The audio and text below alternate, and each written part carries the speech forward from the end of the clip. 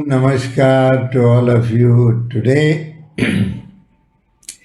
Paravastu Kasturi Rangan has sent a message.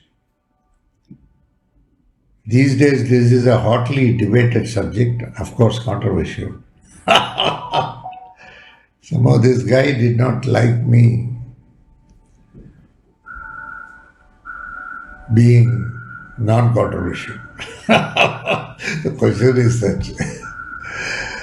Maharaj, what is this new subject of live in relationship? Is this to save money for either of them? Are they not compromising on their life, especially girls? How are the parents agreeing to this arrangement? The Western culture followed in India has turned out so dangerous, as seen in the recent episode. Maharaj, do you think the government should bring in a legislation to avoid such incidents do not recur in our society? Could you kindly give your opinion? Regards.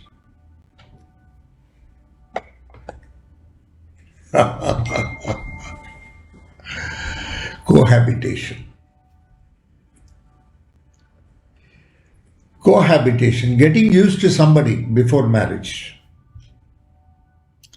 Being in relationship with somebody for some time, maybe on a temporary basis, to find out his or her style of living, way of living, conduct, character, to get to know in close quarters,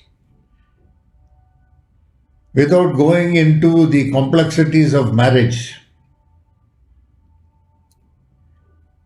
just to get a feel of it,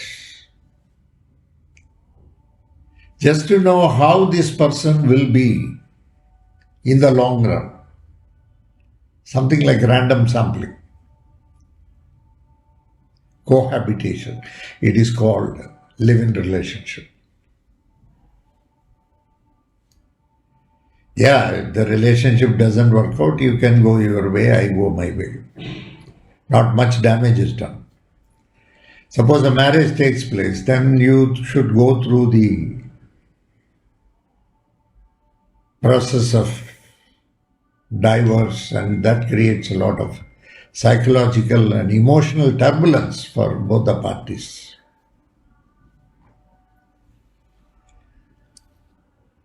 Yeah, in the West, in 1960s, nobody thought about live-in relationship. Even in the West, nobody thought. But suddenly, with nowadays, we have got some concepts like women empowerment. We have today brought women on par with men in almost all the fields, whether they are accepted or not socially that way. Legally, one cannot discriminate. To that extent, laws have been amended, and anywhere if it is proved that somebody is treating a woman in a much different way than a man, then that person will certainly be in trouble. Things have changed. Things have changed and a new system has evolved, of course, from the West maybe. From the West, many things are traded to the East, and from the East, many things are traded to the West. Meditation, yoga, all these things have gone from the East. Spirituality in a different sense. Everything has gone from East to West. From West to East, certain things have got imported. One is live-in relationship. See, even in arranged marriage, there are lots of cases where, due to divorce, so many people undergo agony. Why that much? A lot of dowry deaths are there, even after an arranged marriage is made. If you are going to say live-in relationship is creating problems like as something which has happened in the recent past, yes, it's very cruel, not acceptable. If you are going to cite that alone, then how about even in arranged marriage? Lots of cases are there where brides are burnt, women are burnt in the name of dowry. Excuse me, I have to go.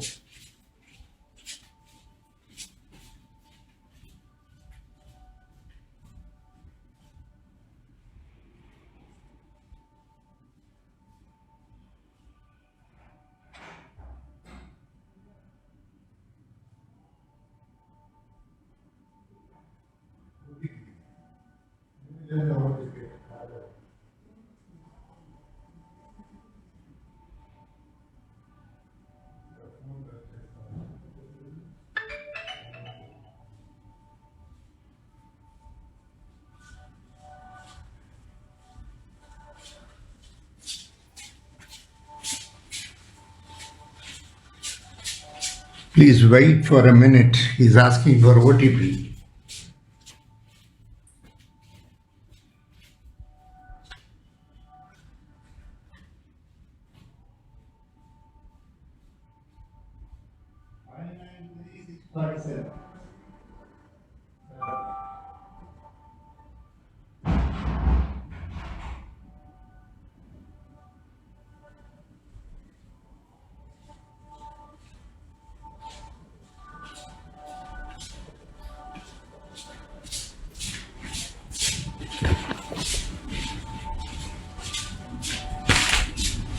Sorry, there is nobody today to collect my parcels. Even in arranged marriages, so many cases of dowry deaths are happening in India. What do you say about that? Are you guaranteeing that in all arranged marriages it is going to be peaceful? No. Even where the marriage was performed with pomp and splendor, before so many relatives on both sides, dowry deaths are happening, even in the high places. How are you going to substantiate for that? If you say live-in relationship is causing something, yes, something has happened in the recent past, which is very cruel. I don't deny that. But that cannot be an issue. That is not an issue. If you say culturally it is not acceptable, that is better than saying this. Because if you say this as the reason, even in normal marriages, there are a number of cases. Number of cases are there. In live-in relationship, it's an optimism by the youngsters to try. Today, a girl or a woman is equally well employed. Economically, she is very well placed. In fact, better placed than males in many cases. So, when she wants to have an emotional partner, today in everything they expect 50% of cooperation from the other person also. There is nothing wrong. There is nothing wrong. You want her money alone. You want that status. You want to boast that you have so and so as your wife. Then you must also be prepared to do probably all the work. You should share the burden that goes on. Because nowadays it's there 12 hours, 13 hours. They work overnight also. They work in shifts. Yeah. See, relationship always leads to commitment. If you are in relationship, you must be committed. In live-in relationship, there is a slight change that it's more a trial and error. But for how long? I know one case of live-in relationship. They are live-in relationship in India for more than 5 years. I used to ask them, is it going to consummate into marriage? Then they say, Guruji, just wait. We are working on it. They have been working on it. Still they are not sure, even after 5 years. They are not sure whether they are ideal partners for each other. They don't want to commit. Because once it becomes a marriage, it becomes a commitment. There is no other way out. It becomes a commitment and you must be committed to the person. In US and all, in some of the states, I do not know exactly what is the law. Live-in relationships in some of the states, they consider it as almost marriage because it runs for a few years. Sometimes they have children also. So they enter into contract also. In case in our case, if live-in relationship is going to frizzle out, then who will take the house, who will take the car? It is all. There is an agreement. Okay. They are not sure. When they start the relationship, they are not sure. Okay, they both work. So they liked each other. Okay, fine. That doesn't mean that they can continue further. In that also, in some cases of live-in relationship, there is no physical relationship as such. They wait and watch. Some cases, yes, that is also done. In some cases, even they have children. The marriage takes place along with the children. That's what happens in the West. I do not know about India. I have not come across anything like that. Though I know some live-in relationship cases. So, Rangan, you should understand one thing. If you become very emotional about one particular, the same thing is happening. A number of dowry deaths. How are you going to substantiate? Then will you say that a legislation should be brought that nobody should marry? Nowadays, courts in India have also started recognizing such a relationship. That's what the news says. Yes, culturally, how much it is acceptable. We are a very traditional family, they say. Sometimes even the parents do not know about it. In some cases, yes, the parents say, okay, because anyhow, she is economically independent. Now they can't say anything. They don't have any control. Is it not? They don't have any control. Those days they were conditioning, so many things were there, and those days women were, they thought only, the male whom they marry is the only person till the last. Yes, still many women live like that in India. Despite knowing fully well the fact that the husband is indulging in adultery, despite knowing the fact that the husband is sleeping with very many women, still the wife of the house keeps quiet. That is there in India. Yes, they carry that tradition because husband is the biggest. The male is the biggest. In fact, in one way, male chauvinism. How parents agree for this? Where kids will not ask parents, most of the cases. In some cases, they may say, yes, I am there with him, I move with him, I like him. They may not say anything beyond that. Some days they will say, we stay in office. They will be staying with him. How are you going to control all these things? First of all, the attitude of control should go. Yes, even in live-in relationship, probably we may need some legal frames and works. As in abroad, as in US or UK, some rules are needed. Suppose they commit, they still live in live-in relationship and they have committed, then probably something happens and they are coming out. Then if the woman is going to have more damage, because emotionally a woman, how much ever economically she may be earning, still emotionally she will be hard hit. So she has to be compensated for that in monetary terms. Even though she is employed and all that, having gone into that relationship, yes, there must be certain things. And suppose it goes to the next step of having children in live-in relationship, then there should be something, where the property, how it is shared, all these things will come when the husband dies or the husband leaves the person. There are so many things. How are we going to? No, we don't know. How are we going to control? No, nobody can control. Yes, absolutely. Law can bring certain things, they can regulate certain things. Like marriages, live-in relationship also, they can have some frame of rules. Today now Supreme Court, High Courts and all, they are giving some judgments based on which some rule can be, there can be a legal framework in order to protect the interests. Is it not? Because if you say that domestic violence and harassment is there only in live-in relationship, it's also there in normal marriages. There's a lot of domestic violence.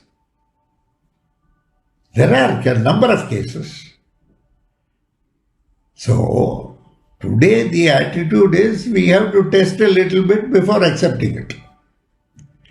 Only thing, we do not know the time frame. How long we have to continue with this. Even they don't know. They are not able to take a honest decision on the subject. At any point of time they feel they are not comfortable. Okay, to take a decision. They don't know what to do. So it keeps on prolonging, because most of the time there will be a lot of cultural differences, even faith will be different. We don't know. See, why a woman and why a man lose their emotions with each other and they start loving each other, it cannot be explained anything. You can't say any chemical equation for it. So it can happen anywhere and everywhere. So we have to understand. So today, how best we can save such marriages? See, after all, women cannot keep on living in agony if there is a lot of violence. Sometimes violence, domestic violence is more mental. Sometimes it is physical also. Even from the women's side, sometimes a woman also does that. But many times it is the man who does it. And there is adultery and so many things happen. After some time he becomes disinterested in relationship. So if it was a marriage, it has to go in for divorce. Then a very complicated process of divorce. And then if it is mutual consent, fine. If it is going to be fought in the court, then it extends for years together. Okay. Unless the court finally recognizes that there is an irretrievable breakdown of relationship, divorce is not going to be granted. They are going to counsel both the parties to come together. The husband, the wife, the male, the female, they go through various stages of counseling also. But that doesn't also help them in any way. So, whatever happens in arranged marriage is happening even in live-in relationship. But in live-in relationship, it is easier to say bye, goodbye, thank you. I have lived a good life. Let us be friends. That's enough. Let us not commit ourselves into marriage. That's one advantage of it. But socially, how much it is acceptable in India is a very big question. Whether it is really acceptable, it is not acceptable. No, I don't know. Somewhere in 1920s, I will tell you a story. Somewhere in 1920s, a boy and a girl were neighbors. They wanted to marry actually and live a life. But they belonged to different castes. That was the time when caste system was very prevalent. It was more prevalent. It was very prevalent. So they wanted to marry each other but socially they can't do that. So they ran away from the home and they lived together in another place. They wanted to marry, but the marriage never took place. They were wanted to marry, they wanted to marry, they wanted to marry. This was going on. Somehow something or other was coming and they could not get married.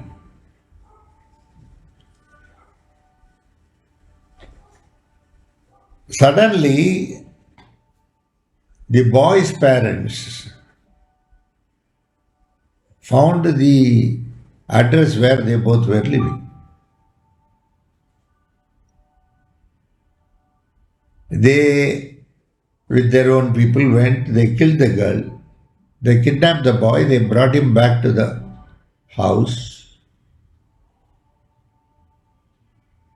and the boy too was crying, and finally he hanged in a period of about 2-3 months. These two souls started troubling the village. At the same time, a lot of nonsense was happening. They came under the control of Virajita, and Virajita infuriated them. And the souls were repeatedly doing a lot of things. There were a lot of unnatural deaths in this village, and all the souls were plundered by Virajita to make herself strong.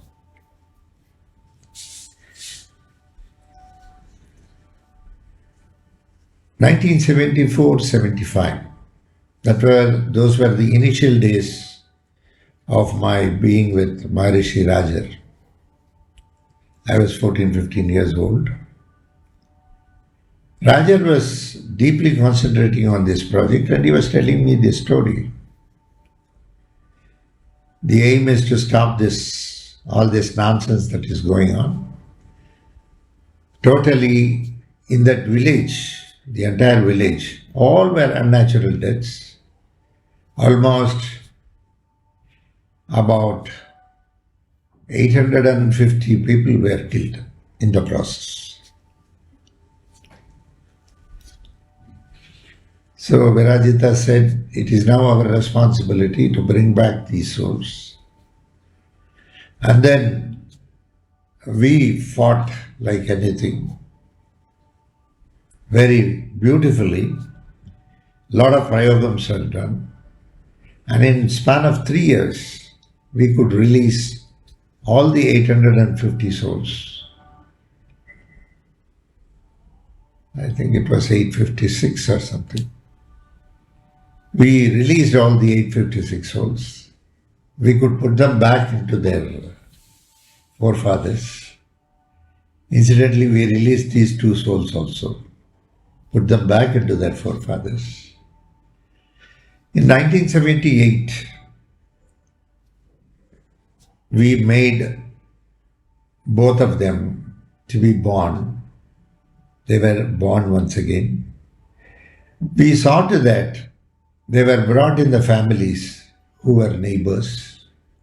Once again, they loved each other. And finally, after Raja's demise, somewhere in 2002, I got them married.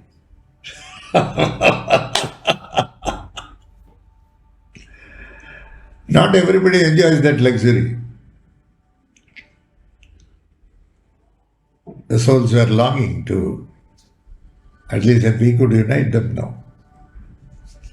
Because the very idea of Prayoga is to unite, not to separate. The very idea of Dakshachara Prayoga is to join people, not to divide people. So, live-in relationships, yes, nowadays it has come and we have to change that old mindset and accept what is happening today. Most of the time, elders are not able to accept what is happening. They are not able to change themselves. You have to change yourself in tune with the changes that is happening in the society. You have to update yourself and you have to grow and outgrow. As an elderly person, you should not keep on looking at what is negative. If at all negative, look at yourself. There may be many things which you have to introspect and look at your own self. There may be many weaknesses. There may be something very bad. The way you treat the females. Many males, the way they treat the females, sometimes they talk very vulgarously. Very vulgarous. And something goes wrong, which they are not able to resist. Immediately they react. You are not supposed to react that way. Even when you want to say something, you should say it very politely. That is where you become an elder. Otherwise, you are an aged person. If you are an aged person, you are a caged person. You are inside the cage. You never know freedom. Neither you are free, nor you allow anybody to be free. So, when things are changing, as elders, we should also change and adapt ourselves and be more of a guide to such people. Suppose you come across some live-in couples, you should guide them to take honest decisions. Because ultimately, in this live-in relationship also, somewhere one has to be guided properly so that a honest decision is taken early. If you are going ahead with the marriage, you should go ahead. If you are not going ahead, after testing for some time, you should come out of it. You can't keep on clinging on to it. That is not wise. Clinging on to a relationship is more parasitical. It is not symbiotic. Any relationship should be symbiotic, not parasitical. It should not be a parasite. So, any relationship should be growing and outgrowing. One should not eat into the other. One should help each other to grow. So, the live-in relationship also should have a logical end. Either this way or that way. So, elders should help the youngsters who are all in such a live-in relationship to take a honest decision at the right point of time. And they should recognize if the entire society also is going to see something wrong, as parents, as elders, you should all stand with them. After all, poor kids, they want to be together. That they are testing for some time. Yes, definitely it has got its own consequences. There may be something here and there, some damage may be there. I don't deny that. But that is the risk they take. But they are prepared to take that small risk instead of risking their life through marriage and permanently getting locked. That's why you call it wedlock. Once you lock, it is very difficult to open the lock because the key is not there. Once they lock you, they throw the key. That is the problem. So they don't want to go through all that diverse and all that emotional turbulence which happens. So Rangan and many other elders who may be watching this, please try to adapt, try to change, try to recognize the growing change that is happening in the society. Don't come and argue that, no, this has happened. Yes, that may be an isolated incident which should not have happened. It's very cruel. It's very cruel. Yes, that should not have happened. But there are such things still happening. Bride burning is there. Even in arranged marriage. Harassment right from the day one. Right from the day one, not allowing the bride and the bridegroom to have an nuptial. Just because some money has to be paid in the form of dowry. It still exists in India. If you as elders want to fight out against all such systems, all such dowry systems, Fight it out. So let us change in tune with changing needs of the society. Of course, everything has a risk. This too has a risk. Let us allow the youngsters to take their own decision, a honest decision. And let us help them by giving some inputs in case they need. We should not poke into a relationship without a necessity or a need. Let them find the equilibrium among themselves. Then, okay. This is my opinion. To all those who are watching this video, thank you very much. God bless you all. Nice to have been with you today. See you some other day. Bye.